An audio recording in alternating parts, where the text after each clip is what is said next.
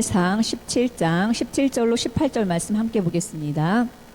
시작. 이새가 그의 아들 다윗에게 이르되 지금 내 형들을 위하여 이 볶은곡식 한 에바와 이 떡 10덩이를 가지고 진영으로 속히 가서 내 형들에게 주고 이 치즈 10덩이를 가져다가 그들의 천부장에게 주고 내 형들의 안부를 살피고 증표를 가져오라. 아멘. 아멘. 우리는 하나님의 말씀을 볼 때마다 모든 장에서 각 장에서 예수 그리스도의 은혜를 발견하고 십자가를 발견해야 됩니다. 요한복음 5장 24절에 보면은 너희가 성경에서 영생을 얻는 줄 생각하고 성경을 연구하거니와 이 성경은 곧 내게 대하여 증거한다라고 말씀하고 있습니다. 이 성경, 모든 성경은 예수 그리스도를 증거하고 있는 것이죠. 사도 바울은 고린도전서 2장 2절에서 예수 그리스도와 그가 십자가에 못 박히신 것 외에는 아무것도 알지 아니하기로 작정하였다라고 했습니다. 예수 그리스도가 십자가에 못 박히신 것과 예수 그리스도를 아는 것 외에는 아무것도 알지 아니하기로 작정하였다라고 했습니다. 갈라디아서 6장 14절에도 내게는 우리 주 예수 그리스도 외에는 결코 자랑할 것이 없다라고 했습니다. 그래서 모든 성경은 예수 그리스도를 계시하는 것이고 예수 그리스도의 십자가를 우리에게 계시해주고 있습니다.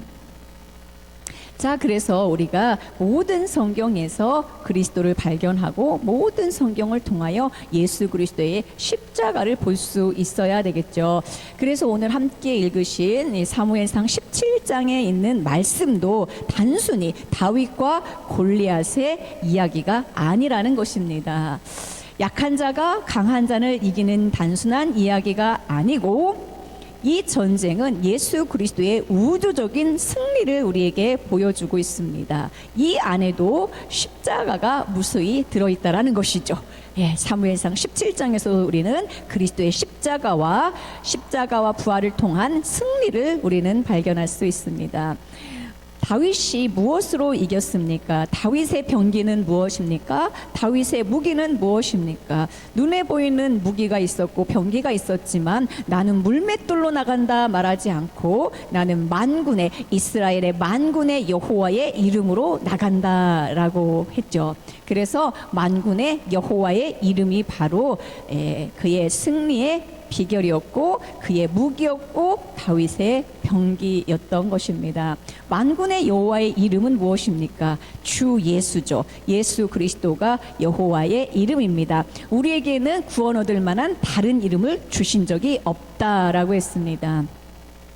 주 예수 그리스도가 만군의 여호와이시고 구원의 이름이시고 승리의 이름인 것입니다. 아멘.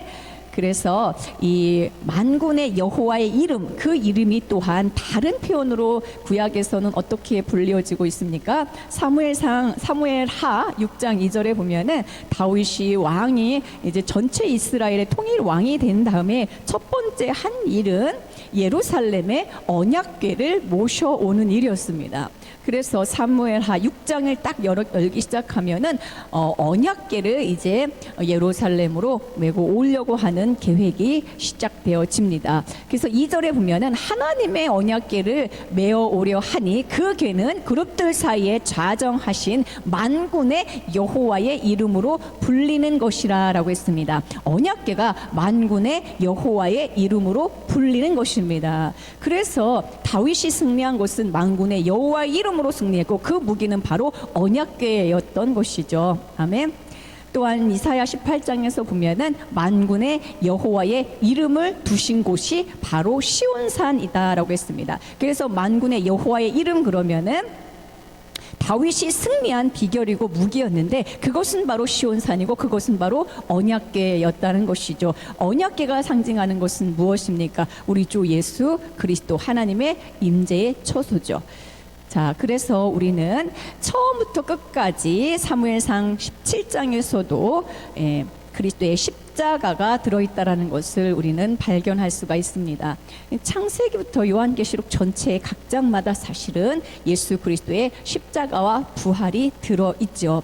우리는 창세기에서 그리스도의 십자가를 어디서 발견할 수가 있습니까? 곳곳에서 발견할 수가 있는데, 대표적으로 보면은 창세기 3장 15절에 보면은 이렇게 말씀하고 있죠. 내가 너로 여자와 원수가 되게 하고 내 후손도 여자의 후손과 원수가 되게 하리니 여자의 후손은 내 머리를 상하게 할 것이요 너는 그의 발꿈치를 상하게 할 것이니라 하시고. 아멘. 창세기 3장의 이 말씀을 우리는 원시 복음이라고 부르죠. 그래서 여자의 후손을 통하여 사단 마귀 권세를 멸하시고 사망을 멸하시고 승리하실 것을 계시하고 있습니다. 그래서 히브리서 2장 14절에서 뭐라고 합니까? 예수 그리스도가 혈과 육을 지니셨는데 그 혈과 육을 지니시고 죽음을 통하여 죽음의 세력을 잡은 자 곧 마귀를 멸하시며 라고 했습니다. 예수 그리스도는 십자가로 승리하셨고 십자가에서 마귀를 멸하신 것이죠. 머리를 상하게 한 것이죠. 예. 자, 그리고 매 장마다 들어있는데 특별히 창세기에서 우리가 꼽을 수 있는 그리스도의 십자가는 또 어디 있습니까? 22장의 창세기 22장에 보면은 여기도 보면은 아브라함이 독자 이삭을 모리아산에서 번제로 드리려고 하는 그 순간에 하나님께서 아브라함아 아브라함아 부르시죠. 아브라함아 아브라함아 부르시면서 내 독자 아들 이삭에게 아무 일도 하지 말라 하시고 그 이후에 13절에서 이런 말씀이 있습니다. 아브라함이 눈을 들어 살펴본즉 한 순양이 뒤에 있는데 뿔이 수풀에 걸려 있는지라. 아브라함이 가서 그 순양을 가져다가 아들을 대신하여 번제로 드렸더라라고 했습니다. 이 말씀도 역시 그리스도 예수의 십자가 번제의 어린 양이 되셔서 십자가에서 하나님께 선물로 드려진 예수 그리스도의 십자가가 들어있는 것입니다. 아브라함의 독자 이삭을 대신하여 하나님이 예비하신 번제의 어린 양이 지금 숲풀에 걸려 있습니다. 우리 인생의 가시덤불과 같은 우리 인생, 가시덤불과 같은 숲풀, 우리 인생에 예수 그리스도가 찾아오셔서 걸려주셔서 나를 대신하여 십자가의 번제물이 되어 주시고 우리는 그리스도의 그 구속의 은혜로 새 생명을 얻은 자가 된 것이죠. 출애굽기 3장에도 보면은 가시떨기의 그 떨기 나무에 꺼지지 않는 불, 그것도 그리스도의 십자가가 들어있는 것입니다. 가시떨기 같은 우리 인생의 가운데 영원히 소멸하지 않는 불이 오셔서 성령의 불이 오셔서 아멘. 우리 가시떨기 같은 인생인데 그 성령의 불이 꺼지지 않고 활활 타오르는 것을 우리는 보게 되어집니다. 마찬가지로 사무엘상 17장에서도 다윗과 골리앗 이야기, 단순한 그런 이야기가 아니라 그리스도의 십자가가 곳곳에 들어있다라는 것입니다. 어떤 장면이, 어떤 것이 그리스도의 십자가를 우리에게 보여주고 있는 것일까요? 우리는 그것을 오늘 읽은 말씀을 통하여 함께 나누어 보고자 합니다. 우선은 17장 1절부터 십자가가 들어있거든요. 17장 1절은 어떤 말씀입니까? 블레셋이 군대를 모으고 이스라엘과 싸우고자 유다에 속한 소고에 모여 소고와 아세가 사이에 에베스 담밈에 진치고 있다라고 했습니다. 지금 블레셋이 군대로 어디에 진을 치고 있습니까? 그들이 진친 곳은 바로 에베스 담밈입니다. 에베스 담밈은 소고와 아세가 사이에 있다라고 했습니다. 소고라는 뜻은 어떤 뜻이라고 했습니까? 소고는 가시덤불이라고 그랬죠. 가시덤불. 즉 우리의 삶에 환난이나 우리 자신 안에 가시가 있을 때에 블레셋이 자라서 군대를 이루고 아세가까지 이렇게 넓게 수경지를 친 것을 보게 되어집니다. 아세가란 뜻은 무엇입니까? 아세가는 경작하다라는 뜻이죠. 우리가 주님의 밭으로 성장해서 그 안에서 많은 열매를 내야 되는데 그렇지 못하고 블레셋 군대가 점령하고 있는 것을 보게 되어지지요.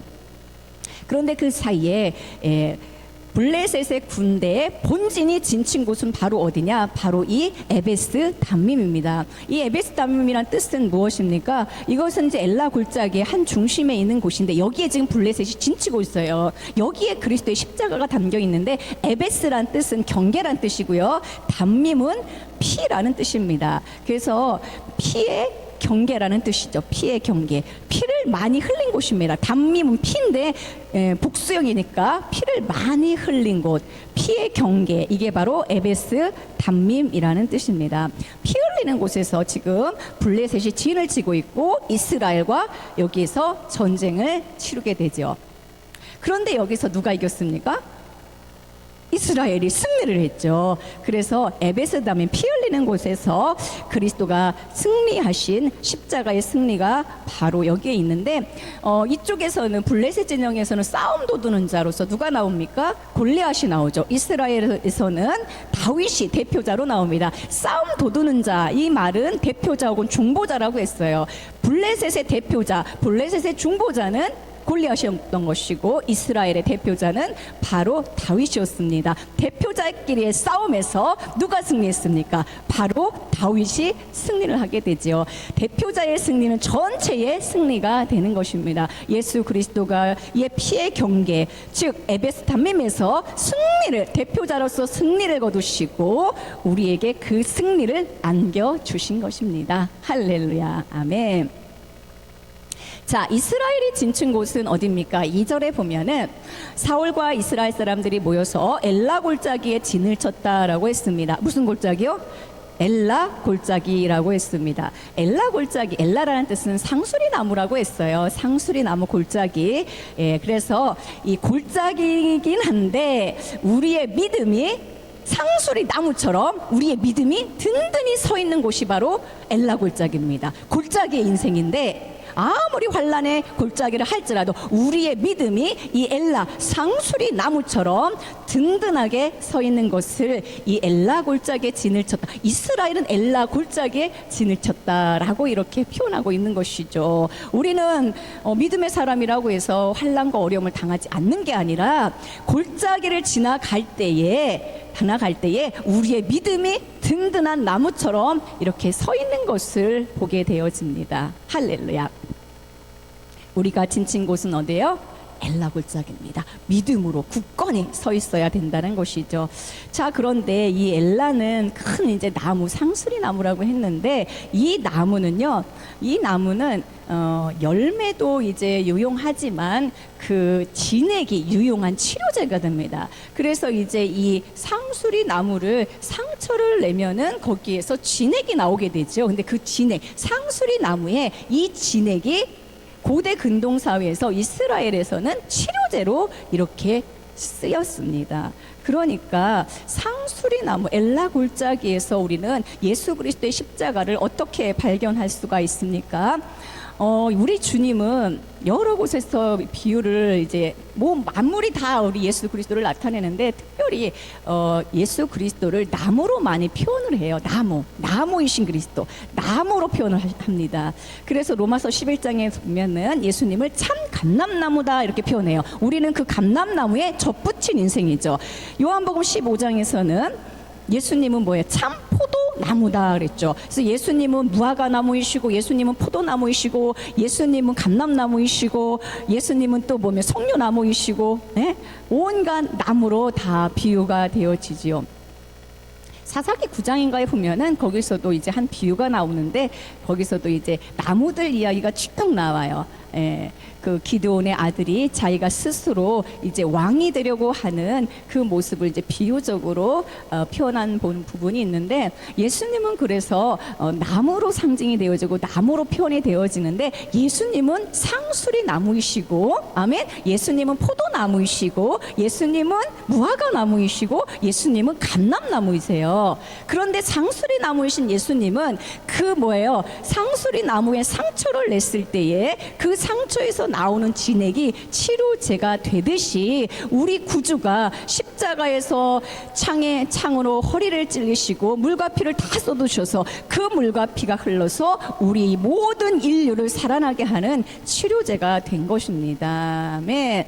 자, 그래서 찬송가에서도 이 가사가 그대로 담긴 찬송가가 있죠. 494장에 보면은 만세 반석 열리니 내가 들어갑니다. 이 만세 반석이 열린 곳은 어디입니까? 바로 우리 주 예수 그리스도의 허리인 것이죠. 허리에 창에 찔려서 창에 허리 상하여 물과 피를 흘린 것 내게 효험되어서 정결하게 하소서. 아멘. 그래서 그 상술의 나무이신 예수 그리스도가 십자가에서 물과 피를 다 흘리셔서 온 인류를 죄와 사망과 저주에서 치료하시고 고치시고 살아나게 하는 그 놀라운 효험이 되었다라는 것입니다. 3절에 보면은 빈손 들고 앞에가 십자가를 붙드네 의가 없는 자라도 도와주심 바라고 생명샘에 나가니 나를 씻어 주소서. 할렐루야. 우리의 의로 어떻게 예수 그리스도 앞에 나갈 수가 있습니까? 우리의 의는 더러운 옷과 같다라고 했어요. 의가 없는 자라도 주님 앞에 생명샘에 나아가면 우리를 씻어 주시고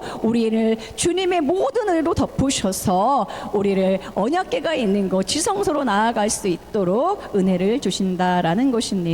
아멘. 그래서 이 엘라골짜기 상수리 나무 자체가 예수 그리스도의 십자가를 우리에게 보여주고 있는 것입니다. 할렐루야.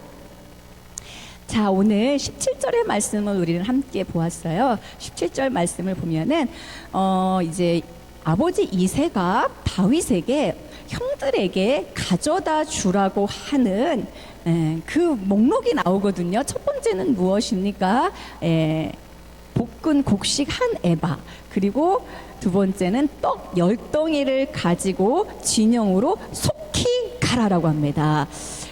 지금 전쟁터에 형 세 명이 나가 있죠. 아버지 이새가 마지막 아들인 8번째 아들, 부활의 아들, 마지막 아담이 되신 다윗에게 볶은 곡식 한 에바와 떡 10덩이를 지어주고 형들에게 속히 가라고 합니다. 할렐루야. 여기에 우리 하나님 아버지의 마음이 들어있는 것이죠. 속히 가라는 거예요. 이것을 가지고 내 형들에게 주라고 하는 것입니다.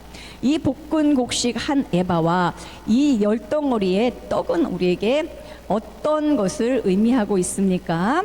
전쟁터에서 먹어야 될 그리스도가 가져오신 음식을 말하죠. 우리 인생의 전쟁터에서 우리가 먹어야 될 음식, 그리스도가 가져오신 음식은 무엇입니까? 첫 번째, 볶은 곡식 한 에바입니다. 에바는 한 뒤주를 말합니다. 뒤주는 한 사람, 그 뒤주는 굉장히 한 사람이 들어가 있는 모습과 같아요. 그래서 한 뒤주라고 하는 것은 한 사람의 인생을 말하는데 그리스도의 인생을 말합니다. 예수 그리스도가 우리 인생에 그러니까 우리처럼 인생이 되셔서, 우리처럼 인간이 되셔서 볶은 곡식으로 오셨다는 거예요. 그런데 곡식이 볶아지려면 불이 있어야 되겠죠. 예수 그리스도는 요한복음 12장에 보면은 한 알의 밀이 땅에 떨어져 죽지 아니하며 한 알 그대로 있고 죽으면 많은 열매를 맺는다라고 했습니다. 예수 그리스도는 한 알의 밀알로 오셨고 곡식으로 오셨어요. 곡식으로 오셨는데 밀알 대신 예수 그리스도가 지금 볶아졌다라는 것입니다. 불에 볶아진 것이죠. 예수 그리스도는 이 땅에서 많은 환난과 시험을 통과하시고 우주적인 곡식으로 우주적인 볶은 곡식이 되셔서 우리의 양식이 되어 주신 것입니다. 아멘. 자, 여기 보면은 볶은 곡식이라고 했는데 이것을 이제 그 곡식 볶았으니까요. 그냥 오래 두고 먹을 수 있는 간식처럼 먹을 수 있는 겁니다. 그래서 전쟁터에서도 수시로 먹을 수 있는 양식이 되어지는 것이죠. 그래서 우리 주 예수 그리스도는 볶은 곡식으로 우리 인생에 어느 환경에서나 늘 먹을 수 있는 양식이 되어 주신다는 것을 우리에게 말씀해 주고 있는 거예요. 요엘서에 보면은 요엘서 2장 18절 보면은 그때 여호와께서 자기 땅을 극진히 사랑하시어 불쌍히 여기실 것이다. 24절에 이어지는 말씀에 보면은 마당에는 밀이 가득하고 독에는 새 포도주와 기름이 넘치는도다라고 했습니다. 예수 그리스도는 온 인류를 살리시기 위하여 생명의 떡, 생명의 빵, 생명의 밀, 생명의 볶은 곡식으로 오신 것이죠. 아멘. 그래서 우리는 그리스도를 먹을 때 힘을 얻는 것이고 어느 환경에서나 주 예수의 이름을 부를 때 그분이 우리에게 양식이 되어 주시는 것입니다. 두 번째로는 떡 10덩이를 가져가라고 했어요. 몇 덩이요? 열덩이. 예수 그리스도는 우리에게 떡 열덩이로 오셨습니다. 10이라는 숫자는 온전이라는 숫자예요. 온전을 뜻합니다. 그래서 떡 열덩이를 가져다 주었다는 것은 무엇입니까? 예수 그리스도는 온전한 떡으로 오셨고 생명의 떡으로 오셨고 하늘의 떡으로 오셨다라는 것입니다. 이 떡은 우리의 주식이 되는 것이죠. 볶은 곡식은 어느 환경에서 간식처럼 먹을 수 있다라면은 이 떡이라고 하는 것은 주식으로서 우리를 먹이시고 우리의 일상의 삶 가운데서 공급하시는 예수 그리스도를 말씀하고 있습니다. 아멘. 자, 그 다음에 18절에 보면은요, 이것들은 이제 형들에게 갖다 주고 그 다음에 치즈 10덩이를 가져다가 그들의 천부장에게 주고라고 했습니다. 또 뭘 가져요? 치즈 10덩어리를 가져다가 누구에게 줘요?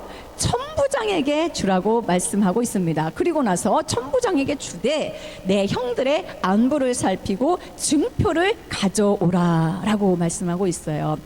자, 여기서는 이제 천부장이라고 했는데 이 천이라는 숫자는요, 천부장은 천명의 군사를 거느리는 장이죠.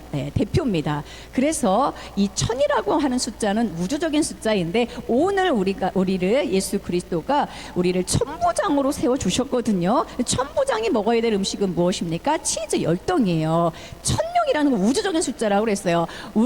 나 한 사람 구원받고 나 한 사람이 이 땅을 살면서 그리스도 안에서 그리스도가 주시는 놀라운 영원한 생명과 그분 안에는 풍성을 누리는 것으로 우리를 그렇게 부르신 게 아니라 우리에게는 맡겨진 일이 있는데 우리는 천부장의 사역을 우리에게 맡겨주셨다는 것을 보게 되어집니다. 아멘. 우리를 통하여 정말로 많은 사람들을 주님께로 이끌 함께 우리가 그들을 주님께로 이렇게 인도할 사명을 우리에게 주셨는데 이 천부장들은 치즈를 먹어야 돼요.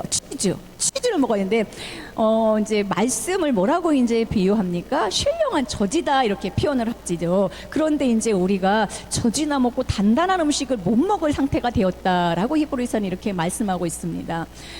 그래서 말씀이 젖인데 젖은 어린아이들이 먹는 거잖아요. 그런데 이 우유를 이제 가열하고 이걸 또 아주 고열에 가열을 하고 그래서 살균을 하고 그리고 이것을 발효를 시키고 그렇죠? 예. 숙성을 시키면 무엇이 됩니까? 오래 두고 먹을 수 있는 치즈가 되어지는 것이죠. 그러므로 우리는 단단한 음식인 이 치즈를 먹어야 되는데 하나님의 말씀을 액면 그대로 보면은 그냥 신령해요. 사실은 너무나 다 맛있는 젖이죠. 신령한 젖이에요. 이거는 세상에 있는 글과는 완전히 다른 정말로 놀라운 말씀이지만 우리 천부장들은 어떤 음식을 더 먹어야 됩니까? 이것을 가열하고 응고시키고 성숙하게 하고 숙성시키고 적용시켜서 오래 두고 먹을 수 있는 그러한 음식으로 말씀을 가지고 있어야 된다라는 것입니다. 아멘. 그리고 나서 내 형들의 안부를 살피고 증표를 가져오라라고 했습니다. 뭘 살피고? 안부를 살피고 이것을 이제 히브리어 원문으로 찾아보면 이 안부를 뭐라고 표현하냐면 샬롬이라고 표현했어요. 샬롬인가 보라는 거예요. 샬롬인가. 우리는 전쟁터에서도 샬롬을 유지할 수 있는 것은 무엇입니까? 그리스도 예수 때문에 샬롬을 누릴 수 있는 것이죠. 샬롬인가를 살펴보라라고 하는 것입니다.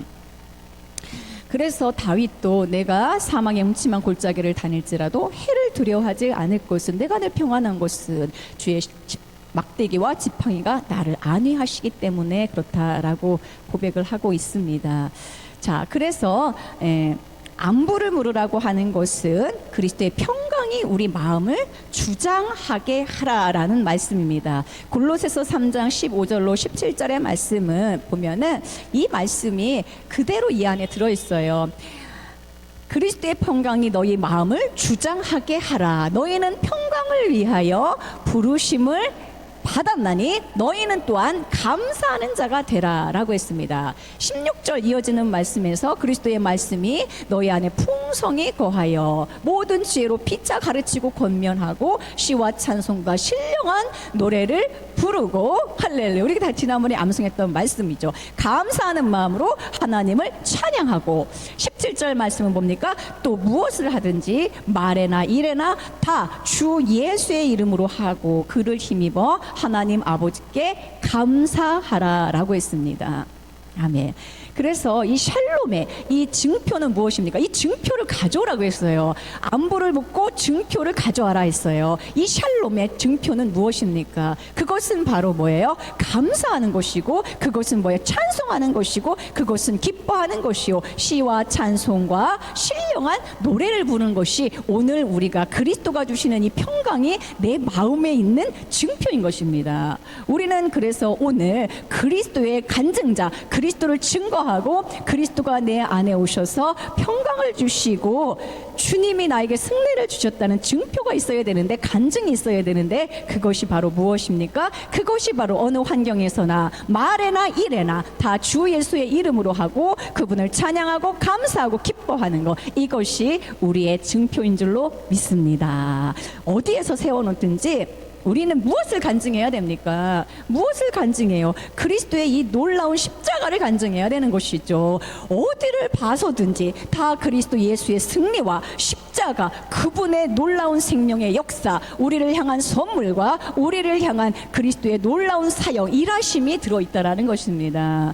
성경을 내가 해야 될 일들로 보게 되어지면은 무겁죠. 왜냐, 못하니까요. 그러나 이 모든 성경은 그리스도 예수의 이야기며 그분이 이루신 이야기며 그분이 내 안에서 능력으로 역사하실 것에 대한 소망의 말씀인 줄로 믿습니다. 아멘.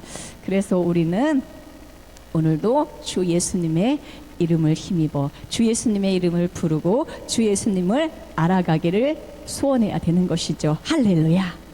아멘. 날이 갈수록 그리스도를 아는 깊이와 넓이와 너비가 더 충만해지시기를 축복합니다. 우리에게 천부장의 사역을 맡겨주셨어요. 아멘. 천부장이 먹어야 될 것은 치즈 10덩어리입니다. 이 치즈 10덩이를 날마다 주님이 공급해 주시는데 내 안에서 이것을 숙성하고, 그래서 이것을 간증하고 이것을 나누어 줄 수 있는 사람이 되어야 될 줄로 믿습니다. 아멘. 아멘.